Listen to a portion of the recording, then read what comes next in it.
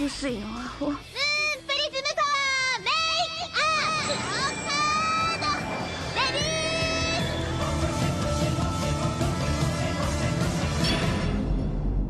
Welcome to Shojo Tell, where we normally discuss shoujo manga and tell who's hot and who's not, talk about themes, and just generally geek out. But today, March 28th, 2019, we're recording a special episode that's not about manga at all.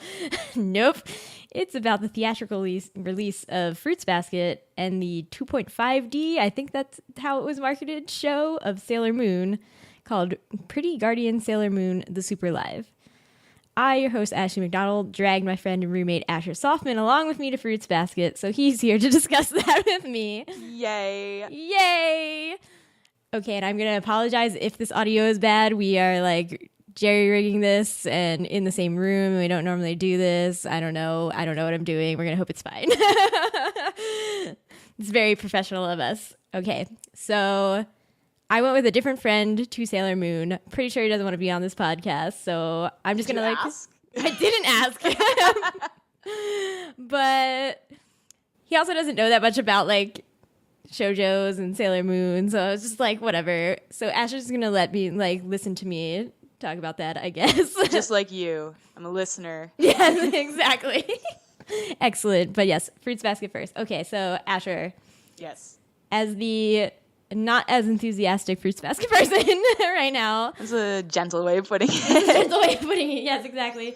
Did you like it? I did. I thought it was very well done. The animation was beautiful. We were talking about this, and the fact that all the visual gags in these first couple episodes we watched were identical to the manga, yet still really fluidly animated, was very satisfying to see. They are not phoning this animation in. They are not, and I am so pleased. I am personally very excited to see this go on for 50 episodes or whatever it's going to be of destroying my soul. That's basically what's going to happen. I'm very excited to start crying by episode 4 or 5. Yeah. Is that how soon it starts? I mean, Hattori's story gets told pretty early. Yeah. That's right. I do remember that. Yeah. So, yes. The answer was yes. Note to self, buy more tissues. Yeah, we definitely need more tissues. That's Yeah. a thing I've been we need to buy more. I'll put it on my list. Excellent.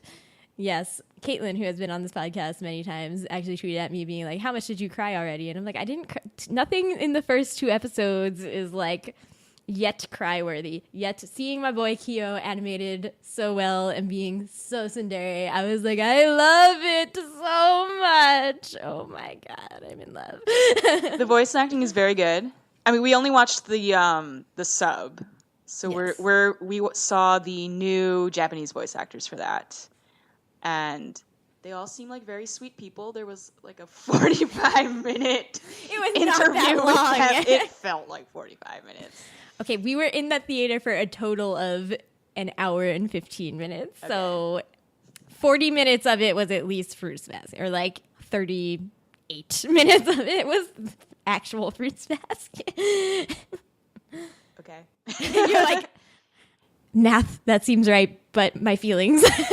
I mean, if it was 38 minutes of Fruits Basket and we were there for an hour and 15 minutes, that's still a lot of interview we watched.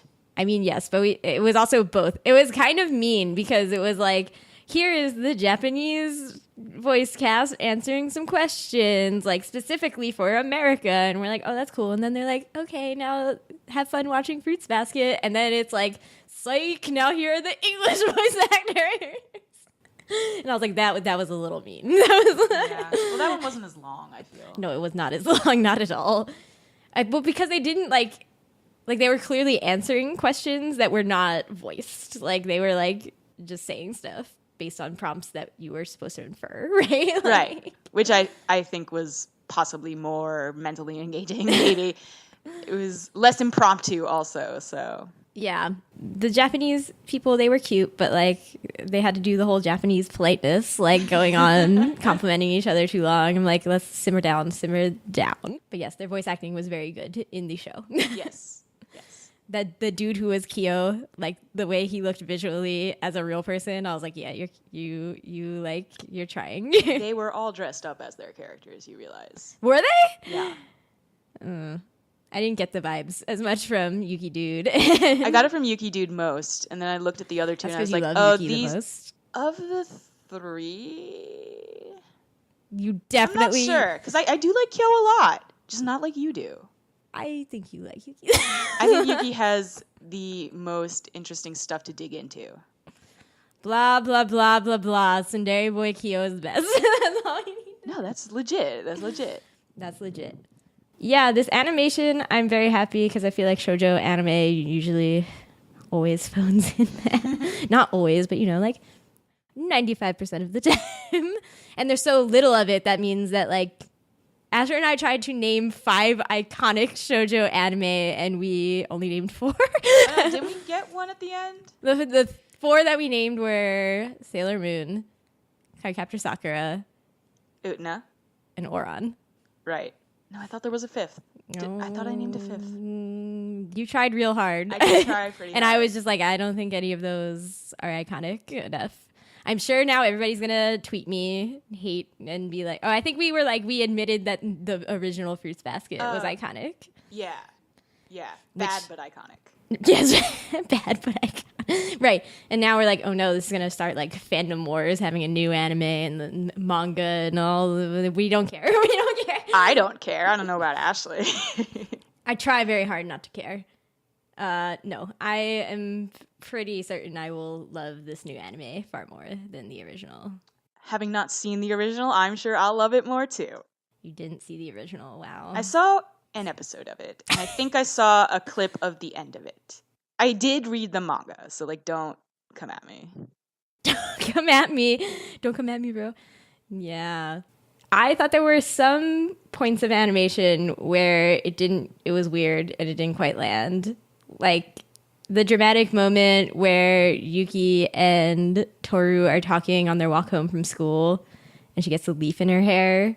Like there was some weird pause there and like flatness of the animation that I was like, what's going on here? This is not. The only thing that bothered me was the visual weirdness of the transformation smoke poof. Oh yeah. Where that was not traditionally animated. It was like an effect that they pasted on top. And like that probably is similar to the manga in that like it was probably a splash of poof, but it was a little jarring. Yeah. Then I got used to it, so I don't know. No, it could have been better. They could have drawn a puff cloud. Yeah. Yeah. Oh, when Shigure was dressed up with Kyo to go to school and he had that really nice hair, I was like, does Shigure ever have that in the manga? Because he looks real nice with that hair. That happened. Well, it hit me a lot more in this anime. I was like, damn. I think it cleans up nice. We should also note that, like, how long ago did you read the manga and or watch the first anime? I mean, I recently covered the manga on this podcast. Well, like, originally. Oh. God.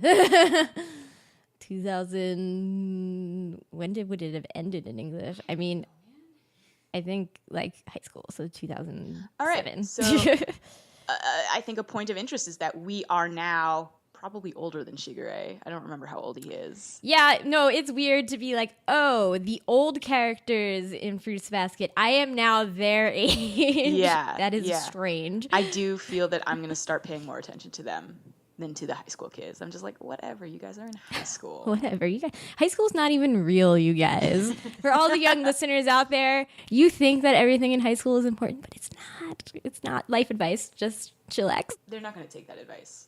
I know you're not, but you're gonna think back to this in 10 years from now. You're gonna be like, oh, Ashley was right. They're not going to remember you. Oh, so mean. You're not iconic. It's true. I'm not an iconic shoujo anime or God, manga. I'd watch that.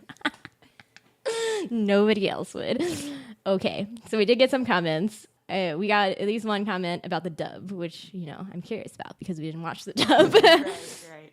Which, like, I realized I was like, oh, I guess technically you could have gone to both showings, but I was not going to drive an hour plus to Miami both days during rush hour because I don't want to die. Okay. Yeah, and I couldn't have gone, so that wouldn't have been cool. Yeah, that's not fun. That's not fun. Anyway, so at Huntress Fan on Twitter about the dub said, I liked it. They also corrected the name pronunciations, e.g. our boy Shigure, and have Toru refer to Yuki as Soma. Performances were familiar, but not exactly the same, since most of the English cast is returning versus the Japanese cast is not at all. Correct. Since this new series doesn't really go all out zany in how Daiichi previously directed the original series. Yeah, so another comment that we got from Ramna Yasha, who does the Manga Mavericks podcast, also alludes to how the original animation is more, it tries harder to, in that like low budget way, to like cover up its low budgetness, I think, to like have more clever animation things. And so like the gags and stuff come off better, but I'm just like, I don't know. Those animation gags they're not fun in the way that Trigger is trying to hide up its like lack of budget fun. I can't speak to this question having not seen the original nor having seen the dub. It's not a question, it was just a nice statement. I tend to like those zany overdone effects. Is that like making it really cartoony, especially with expressions and actions? Like I think you would actually appreciate some of the gags of the original then. I probably would. Just find gifs of them. Just find some gifs. I've probably seen some gifs. I think like this anime could use some of that in the zany moments, but I actually find it's not even juxtaposition, like the simultaneously seriously flowy and like appealing shoujo nature of this animation with the bizarre animal. One of the things that like struck me in the animation was like, oh, they are really like trying to stick to how these animals looked in the manga. And you're like, that's not how real animals look, right? I mean, of course not. No. No, but I think like the fact that they are committing to that is kind of admirable, and like I like it. It was like something I noticed, which means it was a little jarring, but in a cool way. I like the animation. I like that when Yuki and Kyo punch each other, it's like so nicely done. It's so flowy when Kyo gets flung around. It was real good. It was like they took the actual like, look, let's be real, in the manga, she's not a martial artist manga. Yeah, right. Mangaka. But like they took that and made it real. Like they made the lines of motion make sense, and like that takes some skill. Kudos. Yes, thank you. Give me the shoujo fight anime that we all deserve. Yes. Okay, we will dig further into Lum's comments now, because he does have many comments and then some questions. So let's go. This is a paragraph. You're going to test my reading skills, Lum, doing this to me. Okay. I revisited the original anime adaptation this past week in anticipation of the theatrical premiere. I was afraid to do that personally. In injecting myself here, I was like, I don't know that I want that in my brain. Even though I hadn't seen it in over 8 years, that checks out. From the first note of the opening theme, I was instantly reminded of why it resonates with me, and my memories of it came flooding back. Watching the premiere of the new show, my gut feeling is that while I love how they're keeping the tone truer to Takuya's vision, I miss the quirkiness of the old series. While the original anime played up the comedy, I also felt these moments were effectively contrasted with the heartfelt and dramatic moments in a way that heightened their emotional impact, which made the last 3 angst-filled episodes particularly impactful.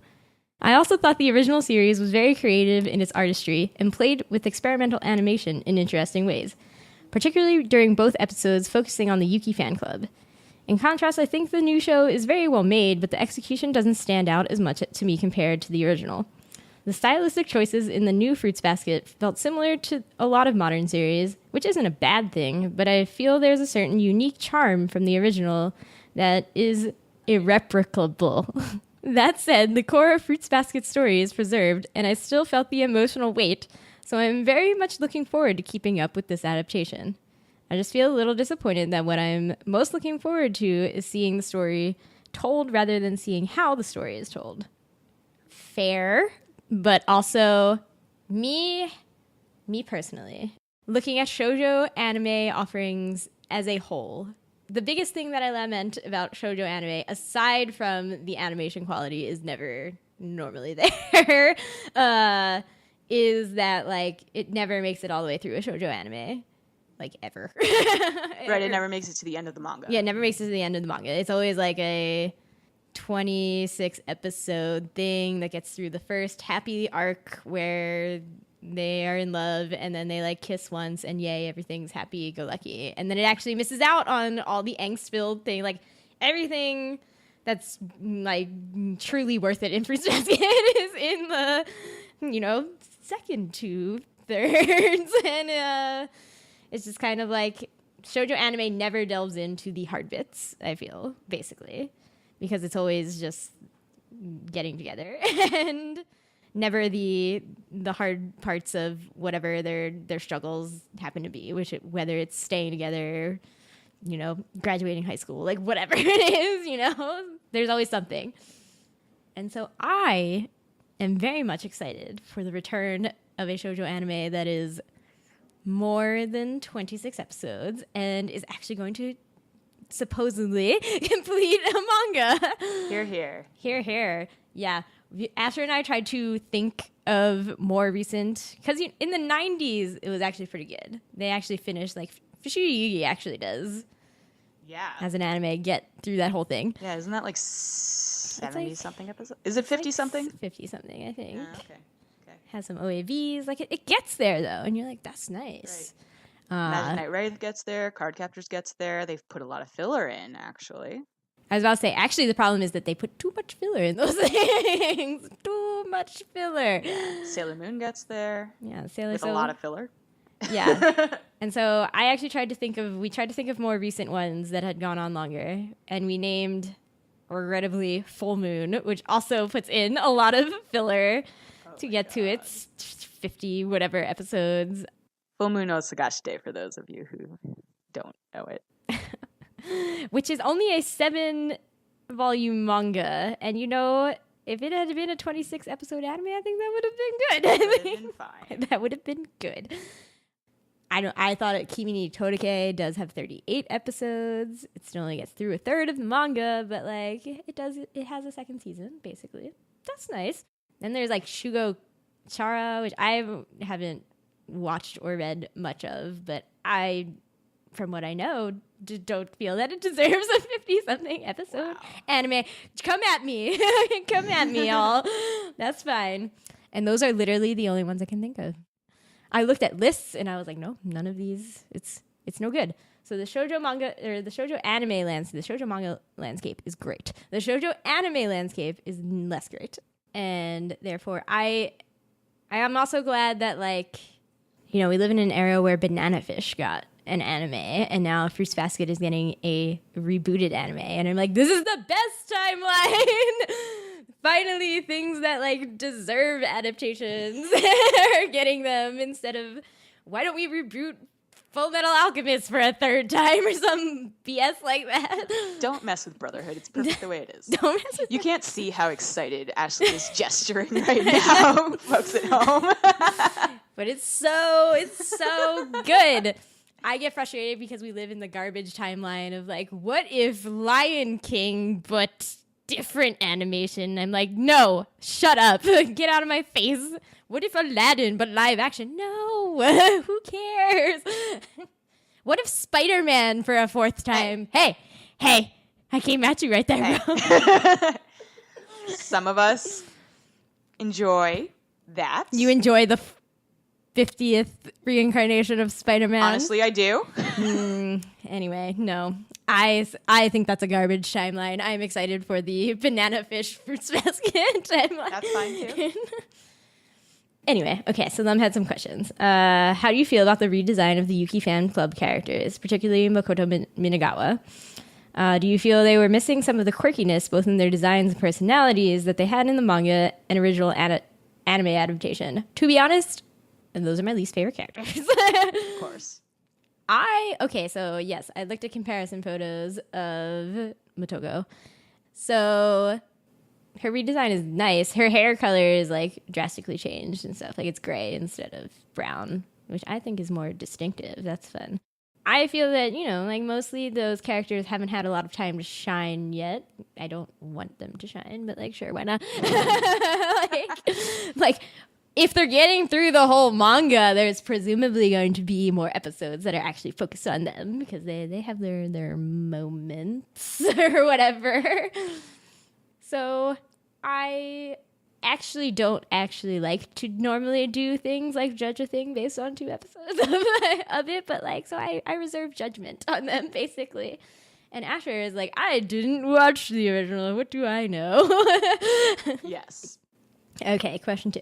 I love the new Japanese cast and think their performances really embody the characters well. What was your favorite performance, and do you have a favorite moment from the interview with Iwami, Uchida, and Shimazaki? Asher, you clearly have feelings. I have feelings about that interview. I felt very uncomfortable watching the interview, honestly. I was reading gender dynamics into it the whole time. Gender dynamics, power dynamics. Like, they're both older than Iwami is. Like, I noticed they were calling her Iwami-chan the whole time, while they were san to her, maybe kun? I don't remember. She didn't get to speak nearly as much, despite being the main character of the show.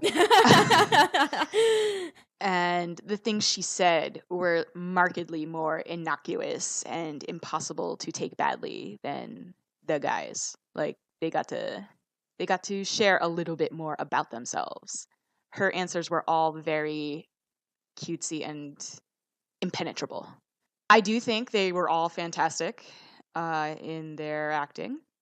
I couldn't tell you a favorite moment. I was trying to like erase the memory of the interview as I watched because no, like I didn't want to be picturing the actors as I was watching the anime. Like, I was attached to these characters long before, or maybe not attached to these characters, as the case may be.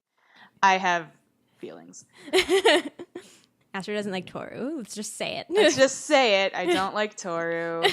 I do think that Iwami did a fabulous job as Toru. What I was surprised about watching the interview was that Iwami was very timid, like in her voice. And I was like, wow, this is going to be like a real timid Toru. But she was actually more powerful, like in Toru mode, I felt. Then. I think that's perfectly natural. Really? Yes. The other thing I noticed about Iwami was that she would cover her mouth as she was speaking. I was like, oh my God. Like, she's terrified. She was hella scared. And again, I guess we should remember, she's only 18 or 19. If she's as old as Fruits Basket. Yeah, she was like, I am as old as this manga. And I'm like, okay. She's 10 years younger than us. Yes. Poor Iwami. I just wanted to give her a hug. Really? I didn't want to give her a hug. I wanted to take her someplace safe. Like, nobody will touch you. It's okay. Like a prince over here. This is why you like Yuki so much. Yeah, I'm trying to remember a favorite moment in the interview, but generally I just felt like that interview went on too long, and like the story that they told. So one of the questions was like, tell us a funny story of something that happened during the recording sessions. And like the most interesting answer would have been something about how they had flubbed a line in a very funny way or something along those lines, but they mostly just made fun of the dude who plays Kyo like eating too much, and it went on for like minutes, and it was like, no, this is very unnecessary. Yeah. If I had to pick a favorite moment from the interview, it'd be when they asked, like, hey, what animal would you be? Oh, yeah. Zodiac. I was like, all right, I respect this dragon guy. Yeah. Him being like, his reasons for being a dragon, I was like, yes. That is true. Yes. And the other two are like unconvinced. And I was like, why are you unconvinced by this? Well, I think that's probably a cultural thing. Like Kyodu, it's kind of telling that I remember Iwami, but not the other two's names. I mean, I guess you their Kyo names. was Yuma, maybe. He was like, but dragons have evil thoughts. And I was like, okay, there's some context here that I'm not getting. Oh, yeah. I was like, simmer down. I mean, at least they didn't pick their own animals. Well, Iwami did. Iwami picked Toru's desired cat. Oh, I was like, wait, no. But You're like- Yuki Dude picked his actual year of birth. Oh, yeah. But he didn't It's mention it confusing. until the end. Also, for the record, I am Year of the Snake. Am I also Year of the Snake? Yes. I believe you are, yes. Year of the Snake. Woo! Finally, I thought it was interesting that at my theater, the dub screening was completely sold out, but the sub screening was only about half full. I know the original dub is generally, this one was like, ooh. I know the original dub is generally beloved. Those are the voices in my head when I think of the characters as well, but it still surprises me that it seems to be more iconic among Western fans than the original performances. While the new anime is already nostalgic in many respects, do you think the dub has a better advantage in recapturing those feelings by virtue of most of the original cast returning, whereas the Japanese cast has been mostly replaced? I have thoughts. I think back when the original Fruits Basket came out, most people who were watching anime were watching dubs because that's what was available. It was much harder to watch subs 10 years ago. Yeah. I think that is where the advantage comes in here. Like, people are attached to the dub voices in America, and the fact that those are coming back is good for America. If the Japanese voices had come back in Japan, I don't know how much of a difference that would have made. I honestly don't know how attached people are to those voices, because I mean, I didn't even watch the anime, and I know that Laura Bailey is Toru. That's how like much. I am attached to Laura Bailey.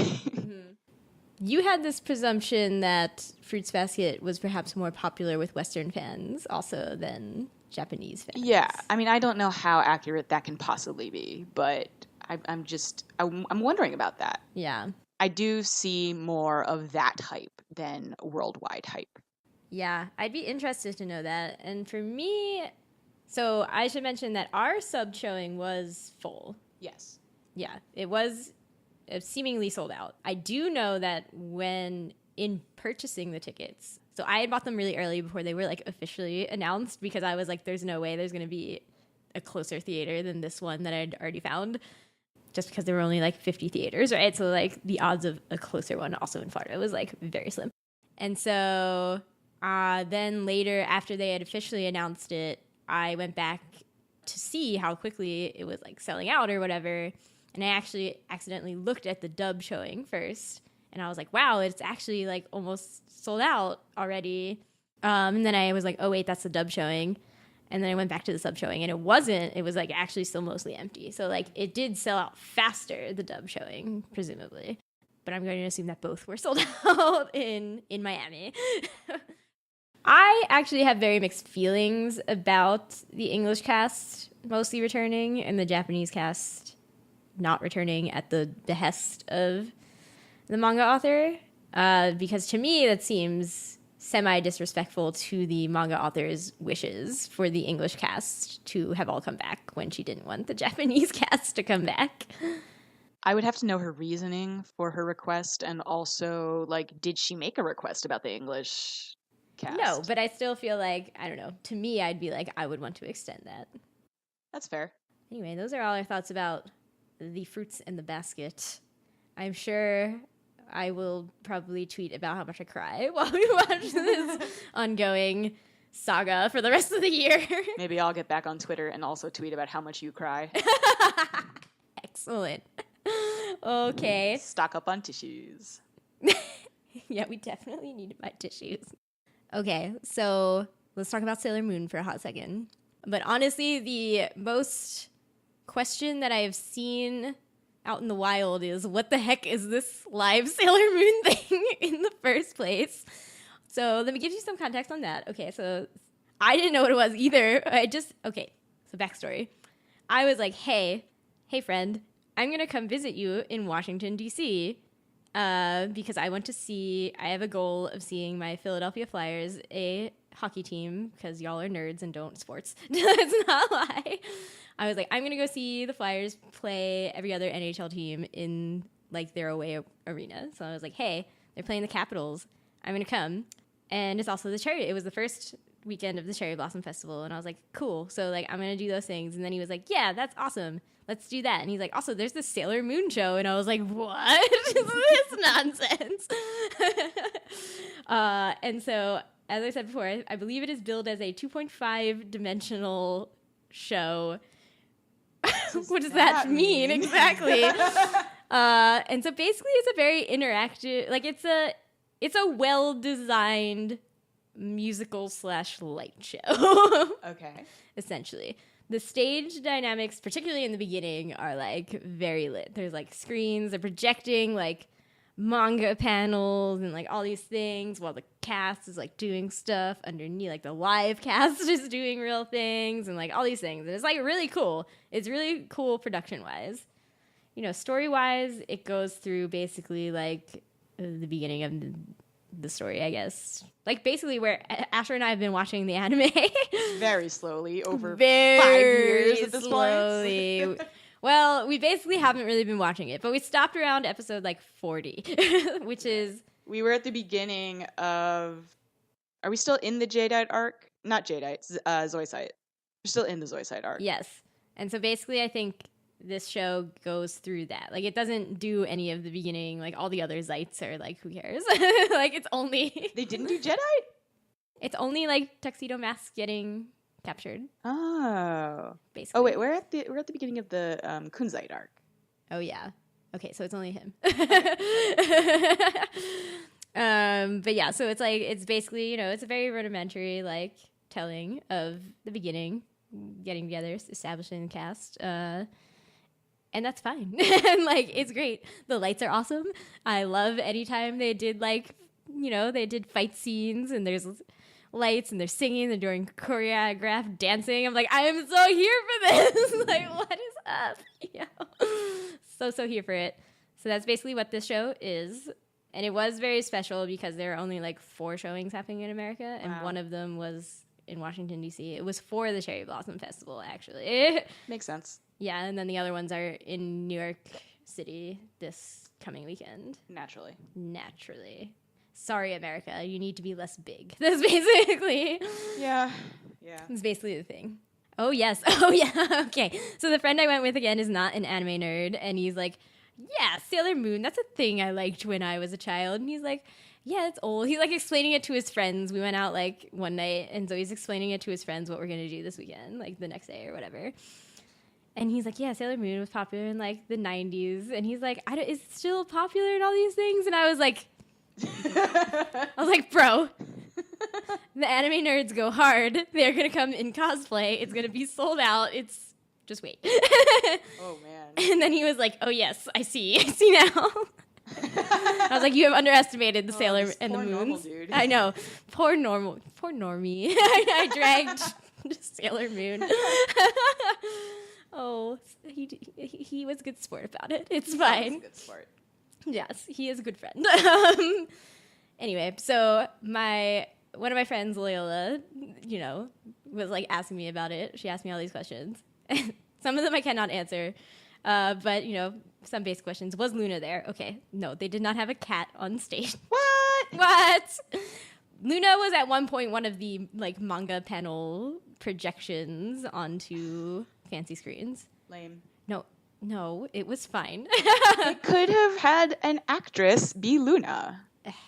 Loyola asked me, how did Mask look? Okay, to be honest, I was not at all. I was in the very last row because again, I didn't know this show was happening until like a month and a half ago. So those tickets were already sold out by then. So I bought resale tickets at a inflated price, definitely. Of course. And yeah, no, I was in the last row, so I was not at all close enough to like see faces of people. Because they were only projecting manga stuff, not... Yeah, no, there was no like blown up projection of what was happening on stage. I could barely even read. They had 2 screens because, you know, there actually is very minimal dialogue, and like knowing rudimentary Japanese, you can like know most of it, except for like the song lyrics, but like, do you really need to know what the songs are saying? No. So like... But basically, it's mostly them just screaming Sailor Moon. You know, like, what do you know what they're saying? Right. But yeah, I could barely like read the screen that had like the subtitles on it. Would you say it was more of like you know how you have to interpret the dance to get a story? Is it more like that and less like a traditional musical, or like maybe more like a ballet without the actual ballet parts than a musical? Sure. I mean, I remember hearing a comment as we were walking out being like, during all those fight scenes, I don't know who was supposed to be winning and stuff like that. So, like, I think it's definitely, you probably need to know at least a little bit of Sailor Moon's story to, like, make any sense. Because there are also, like, numbers where you're like, that seems pretty silly. Like, I'm not even sure that had anything to do with anything, really. Like, and that's fine. How long was it? Oh, it was only, like, an hour and a half. Okay. It's not very long. So one act. Yes. Yeah, okay. Loyola wanted to know, was Usagi annoying? I mean, in my mind, Usagi's always annoying. So there's only one Ashley answer to this. I can't connect to Toru. She can't connect to Usagi. It's fine. It's fine. We all have our weaknesses. But Loyola asked, how did they do the transformation live? And it was always very tastefully done in that, like, your attention was normally diverted away from the character who was transforming. Like, they might be on stage, but it was dark, and then it was paying attention to, like, the other characters. Like, if Sailor Moon was going to transform, it'd be like she's darkened out somewhere on stage, transforming. You are paying attention to the other Guardians. Okay. Which Loyola thought was uncool and not fun, but I thought it was very tastefully done because I'm not about seeing people get dressed in fancy ways. Like, I don't care.